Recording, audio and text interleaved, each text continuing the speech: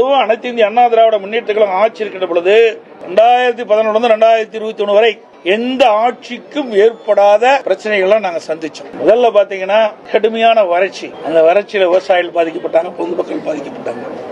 அதை சரி செஞ்சோம். பிறகு புயல், வெள்ளம், டெல்டா மாவட்டத்தையே கஜா புயல் புரட்டி போட்டுட்டு போயிட்டது. அதோட தானே புயல், வர்தா புயல் என்று பல புயல்கள் 10 ஆண்டுல அதிமுக ஆட்சி சந்திச்சது. அதையெல்லாம் சரி செய்தோம் அதிமுக ஆட்சி. அதோட கொரோனா காலம் உங்களுக்கு எல்லாத்துக்கும் தெரியும். பத்திரிகையாளர் இருந்து ஊடகம் வரைக்கும் பொதுமக்களை யாருமே வெளியில நடமாட முடியாத அளவிற்கு வைரஸ் பரவல். அப்படிப்பட்ட கொரோனா காலத்துல ஒரு ஆண்டு அரசுக்கு வர வேண்டிய வரி வருவாயில எதுவுமே இல்லை. அப்ப கூட ஒரு சிறப்பான ஆட்சி கொடுத்தோம்.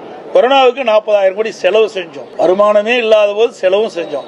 பல திட்டங்களை நிறைவேற்றி கொடுத்தோம். உங்களுக்கு நிறைய தெரியும். உங்களுக்கு இன்றைக்கு இந்த 100 ஏரி திட்டம், அத்திக்கடை அவனாசி திட்டம், சேலத்தில் எவ்வளவு உயர்மட்ட பாலம், 10 ஆண்டுகளை நீங்க பாத்தீங்கன்னா அதிமுக ஆட்சியில் தான் ஏராளமான திட்டங்களை கொண்டு வந்து நிறைவேற்றுகிறோம். நல்ல சாலை வசதி, நல்ல பாலங்கள், நல்ல கல்லூரிகள், மருத்துவக் கல்லூரி, சட்டக்கல்லூரி, கலை மற்றும் அறிவியல் கல்லூரி, இப்படி நிறைய திறந்து நிறைய வளர்ச்சி பணிகளை மேற்கொண்டோம். திமுக ஆட்சியில் என்ன செஞ்சாங்க? கடனை மட்டும் தான் வாங்கிட்டு இருக்கிறாங்க.